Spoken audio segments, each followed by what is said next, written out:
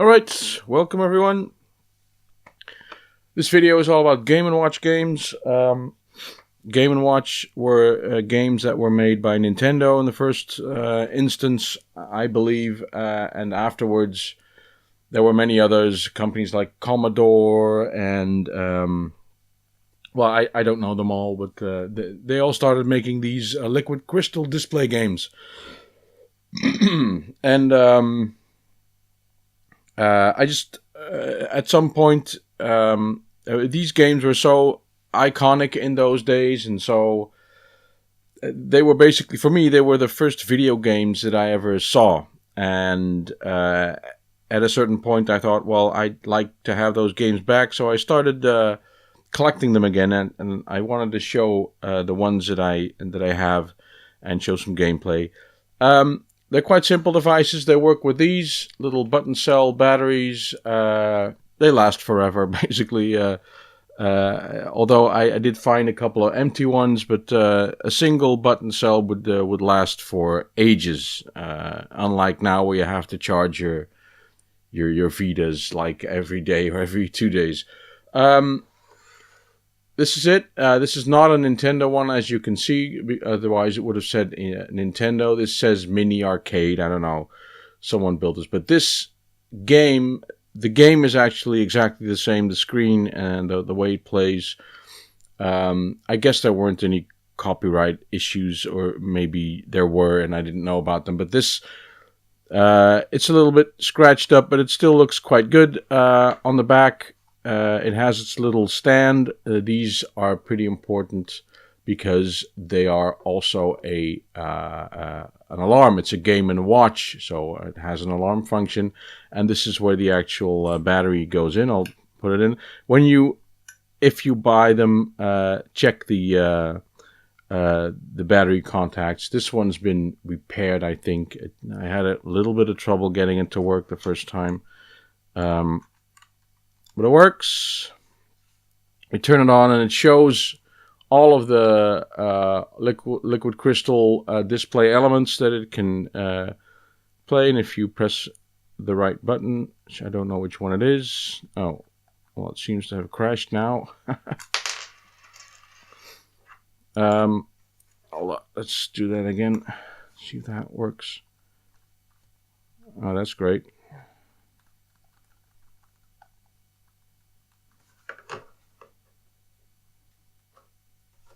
There we go. Press all the buttons at once, and there it goes. Turn on the sound, I believe, that way. And have a little play. And go. I'm this little alien ship, and I have to land my ship on that station. But there are enemies. There's this little satellite over there that I have to avoid. There's a little thing over there, and I'm going to die now. There I go. And I have to avoid all those to get to the other side. And when I do get to the other side, there is a ship potentially blocking the pad, and I can't get in. I have to wait now, and there I go. I get 10 points for every time I land the ship, and I think I get a point for avoiding stuff. Not entirely sure about that. But as you can see, this is very simple gameplay, but it is effective and, worth hours and hours of fun, actually. It's pretty difficult, too, especially at the higher levels. When the speed goes up, it's just insane. And but you can beat the game by getting 999 points and then one extra, and then you will have gone round. That's sort of beating the game. I can remember very distinctly my friend Peter having this game, and everyone huddled around them to see what the hell he got. They weren't cheap to buy, but he got one, and I'm pretty sure that I remember that this is the first video game that I ever saw. And it took me a while to figure out what the hell was going on, but it's simple enough, left and right, and all the other functions, you sort of figured that out as you went along. And the good right after this, we were introduced to the arcade machine in our neighborhood. And the good thing about this, that even though the gameplay was a lot simpler, this was free to play. You know, of course you had to buy it, but after that you didn't have to put any money in it. And you could take it home with you. So it was a big bonus. So that's one of the games. I don't think I literally ever owned Alien. But I know it to be the first video game experience I ever had. So this is a scratch, by the way. What you could do, and what I did, is you can open up. The housing just has normal screws, and there's a sort of a filament in there, or like a polarizing sheet that you could flip over, and the image would be inverted. So whatever was light was dark, and the other way around. And I did that a couple of times until it wouldn't turn back anymore, and I broke it. But this is one. Now this is another epic one. This is the second game that I ever saw, and I played this a lot. You can see this. It's a different kind of housing. It's called Sea Ranger. I thought it was called Parachute for some reason, but it's Sea Ranger. It doesn't have a stand. It's a different housing. It's a newer device. I don't know who made it, nor do I really care. In this game, let's just... can I just start? Pro 1. Okay, there we go, I think.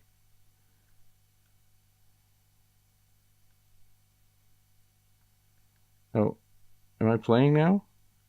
I might be playing.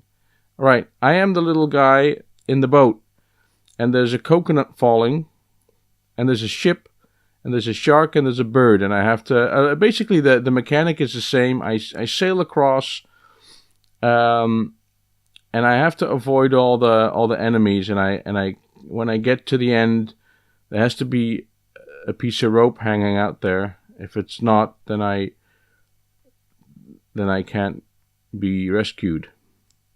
Some Sea Ranger. I guess the Sea Ranger is the guy on the other ship saving me.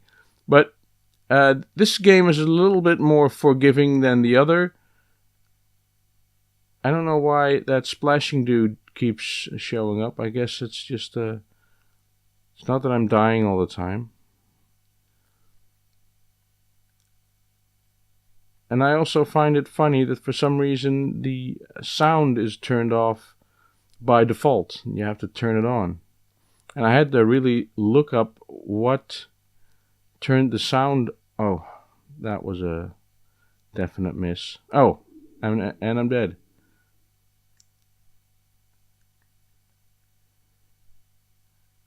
Mode. There we have sound. Mode.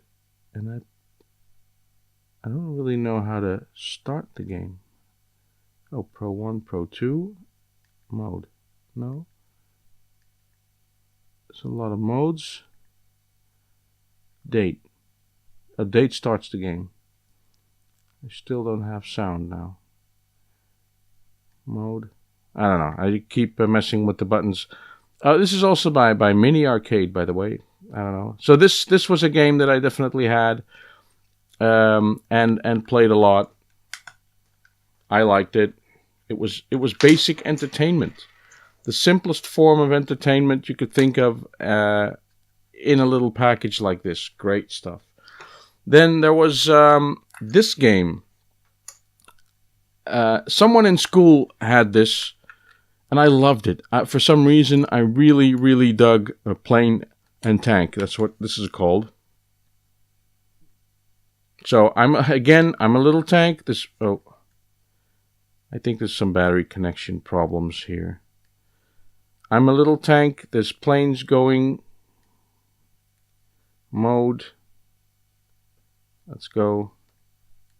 I'm the little tank. I have to get across.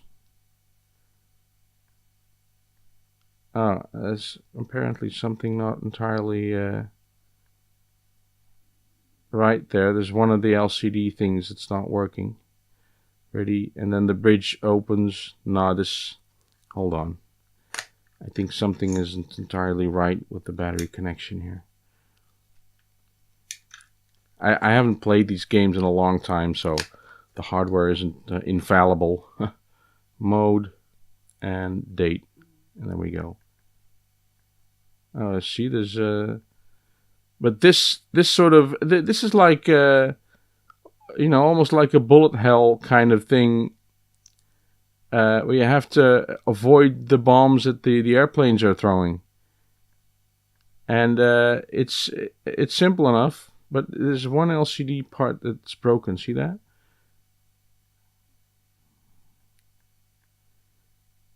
I can't see that I'm waiting there now.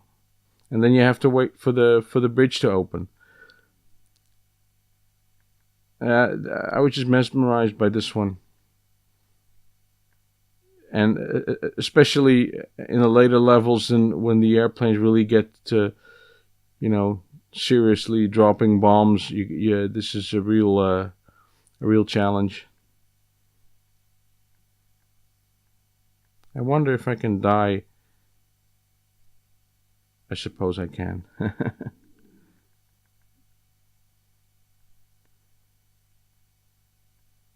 So this is plane and tank. It's a shame though that thing is not working. I wonder if I can. Let's see. Oh, see, it really doesn't show. There's really an empty space in that. There's no tank there, so it's not going to work. Ah, such a shame.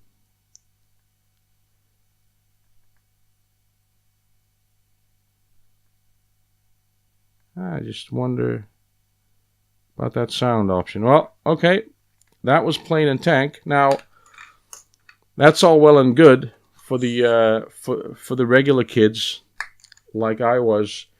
That was it. But for the really lucky ones, there was this. There were the dual screen ones. And this is Donkey Kong, as you can see, double screen. I can't even fit the entire thing in there, but I'll try and do a little gameplay of it. This took 2 batteries, a real bad boy, and you know, to have like well, pick game A and start it, or to have, you know, Donkey Kong in your hands. This was more than magic. This was just amazing. And I have to jump at the right moment. Ah, crap. This is harder than regular Donkey Kong sometimes.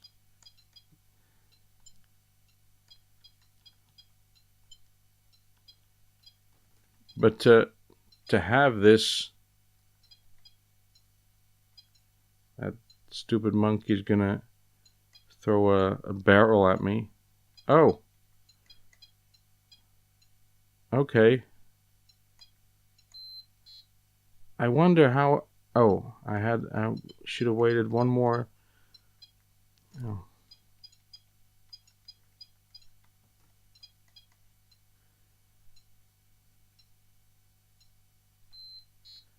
Maybe I have to jump. Let's try it again.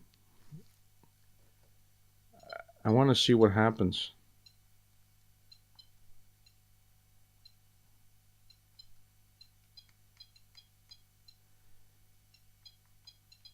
I can still feel the fun. This is actually quite difficult to obtain. In a, oh man, I'm not even gonna be able to finish the first screen here. I'm rusty. That's it. But barrels. You got Mario. You got Kong up there. This is a real Nintendo. I think I have to jump here. Oh, not one. Oh, it's hard. Yeah, I have to jump. I take away one of the... Oh, you didn't see that. Oh, no. I forgot to slide my screen down. I'll do it again.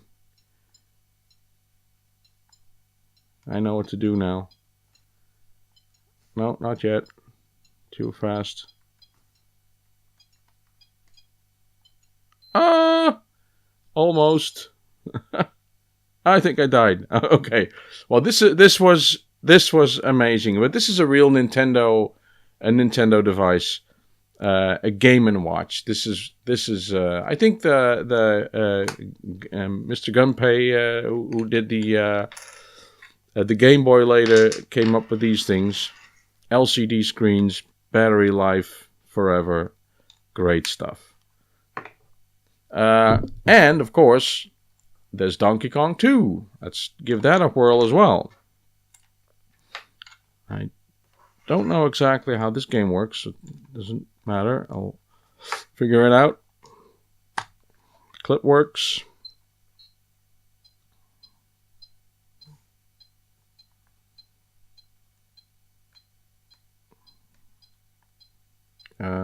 Hello? Oh, I have to go up. I have to pick up the key. This is Donkey Kong Jr., of course. Also a Nintendo device. Controls are a little bit more sophisticated in the sense that you have to jump out and push up. Oh, I got bitten by a... You actually start in-game, but below the play screen.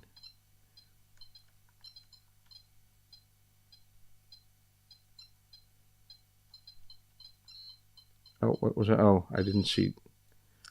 And I died again. Oh well. And this is the top screen. This is where the birds fly, and you have to, because you get the key in the first screen, then you go up and you have to unlock these locks, and then you free your daddy. Great. Donkey Kong 2.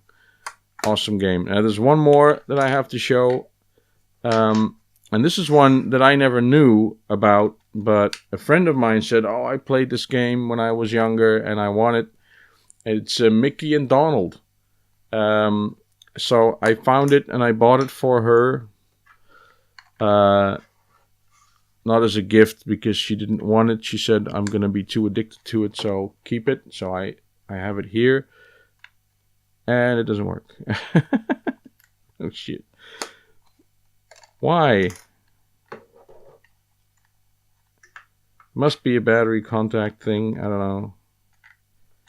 I know it worked at some point.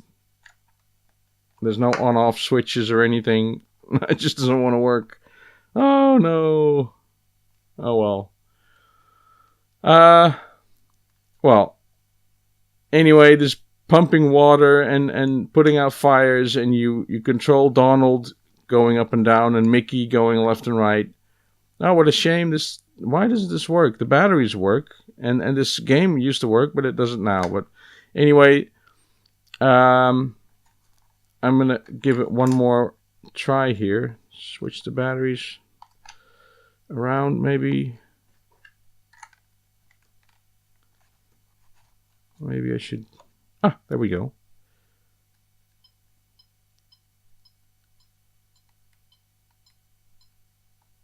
Left and right. All right. Mickey has to hold the patches, I think, and Donald has to put out the flames. This is very hard to do. Donald is going left and right there, and he only gets water if Mickey manages to hold the leaks. This is very hard, but I'm not really good. Mickey can stand up there or down there. I'm not really sure what the mechanic is here, but as Donald puts out the fires, I get points. You know, I think I'm gonna... Yeah, that's the entire building. So, okay. I either have Mickey pump the water up, And when there's a leak, I have to jump up there. Ah, there we go. And I instruct Goof. Mini game time. So I press this button, these three numbers will start running, and there's let me concentrate. Oh, I go from right to left.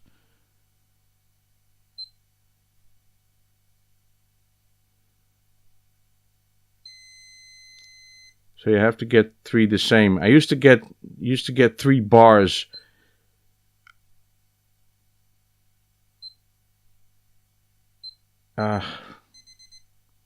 Used to be able to get 3 bars like solid every time, and that would give you a lot of points. And that way, I beat the game. So this is Highway or Hitchhiker, the way that I remember it. That is my collection of LCD games, mini game and watch games. I hope you liked it. Tell me about your game and watch experiences. Tell me the games that you have, because I talked to some people who had completely different games that I'd never heard of, so I'd love to see them. Thank you for watching, and I will see you next time. Bye-bye.